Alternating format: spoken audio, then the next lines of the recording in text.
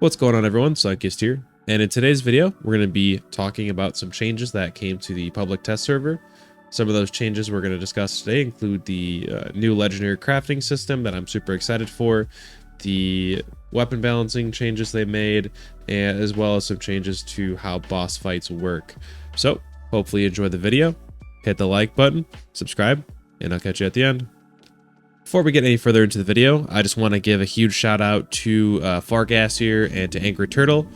Huge thanks to those guys for putting together some videos where I could, get some information from. I myself am not on PC, so I need to rely on, other sources. So those videos are both linked in the description. I also took a look at some of the Bethesda blog posts and, patch notes sort of stuff. So I'll leave those linked in the description as well.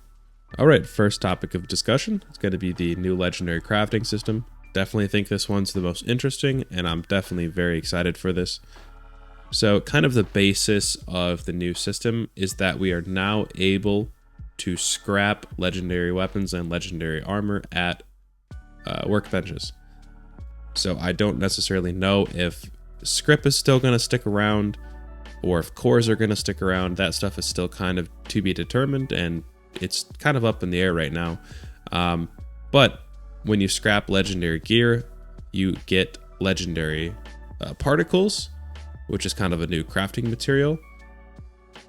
And when you scrap legendary gear, there is, according to Fargassier, at least, in his test, I'm sure it's going to end up being different and is subject to change as well, about a 9% chance to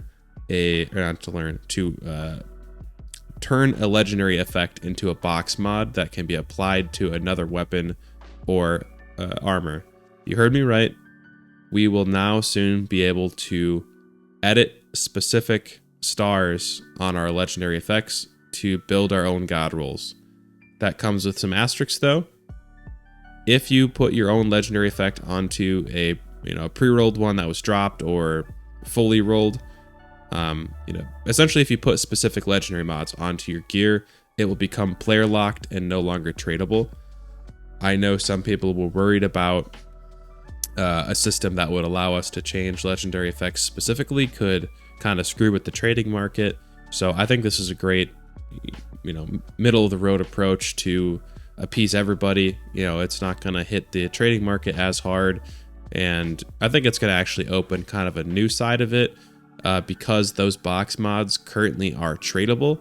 So if you can sell, you could specialize in an anti-armor vendor and you just sell anti-armor box mods or something like that. So it's going to open a whole new, lane of trading, which I think is going to be really cool. But so in addition to being able to just specifically get box mods from the gear that you're scrapping, there's also an even smaller chance that you can learn the plans to make that legendary box mod effect. So, theoretically over time, you'll kind of build your arsenal of legendary effects that you know how to craft. You can start crafting those and selling them and adding them to gear. So I think that's really cool. Definitely think that there's going to be some weird stuff going on with the trade market for a little bit, but it will adjust. And like I said, there's going to be a whole new, side to it. I'm definitely excited for it. I'm definitely excited to have actual use for extra legendary gear that is, if script is still around, once we hit our script limit, we can start scrapping the legendary gear, and it doesn't, it's not like it's just taking place up in your stash box until the daily script reset. So that's going to be really nice. Or, hopefully, script is just done away with and we can just scrap legendary stuff as we wish.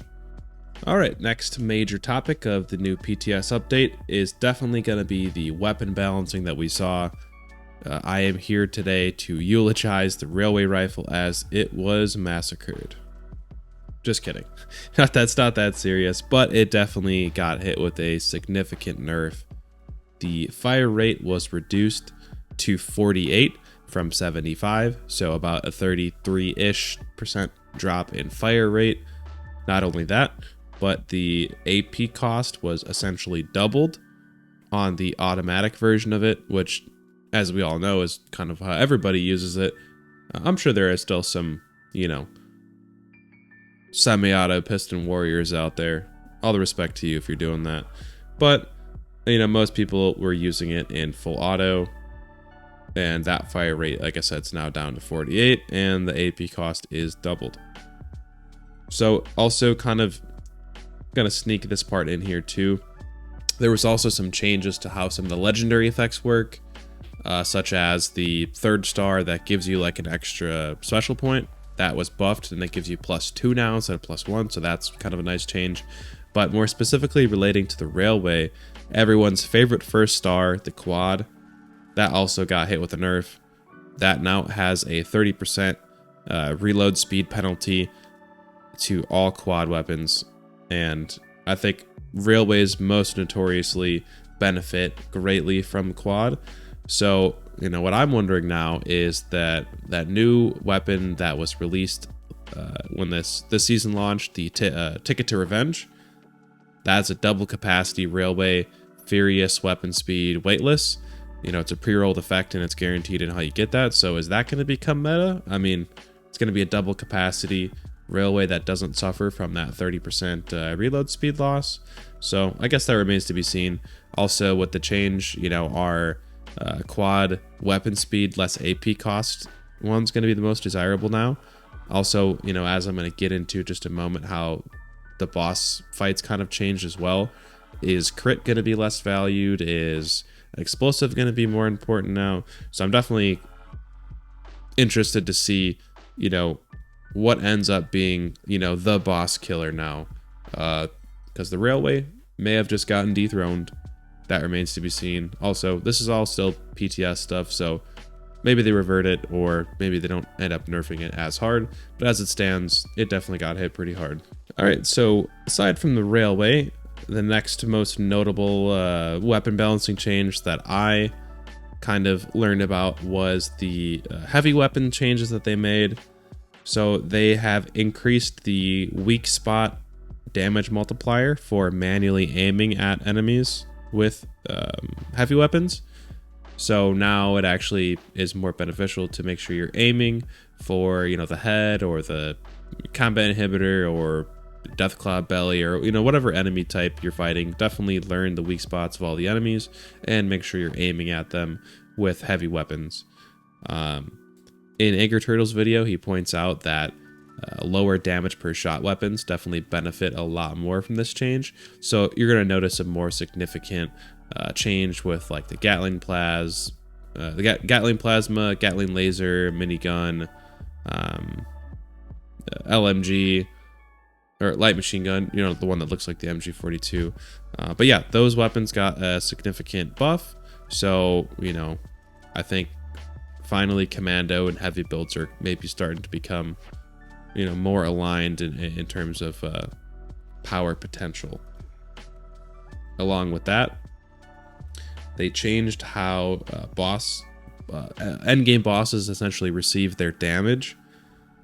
Previously, bosses had a damage reduction value that was applied to them, and the reason why VAT's crit builds were so good against, you know, bosses is because when you did a critical hit, it would completely negate that damage reduction that those endgame bosses were using. So what they've done now is get rid of the endgame boss's damage reduction, but they've increased the health pool of the endgame bosses like the Scorch Beast Queen, Earl, and, you know, the Ultrasight Titan. So your weapons are going to be doing the same amount of damage, you know, if you're a VATS critical build. However, the amount of damage total needed to take down the bosses is going to be increased. So effectively, you're going to be doing a lot less damage to bosses. Now, with that, if you're a heavy build, your damage numbers actually should be going up a little bit, since they got rid of that damage reduction that, you know, endgame bosses used to have. So definitely, heavy gunners rejoice, and VATS crit builds, big smiley face. Either way, we'll see, you know, what ends up being the best and fastest way to take down the new bosses. I'm definitely excited to see, you know, what is crowned the new boss killer. But that's going to do it for today's video. Definitely let me know what you guys think of some of these changes that they've, implemented to the PTS. What would you do differently? What are you excited for? And what weapon do you think is going to come out on top when these changes actually, go live? Thanks a ton for watching. Hit the like button and subscribe. Catch you on the next one.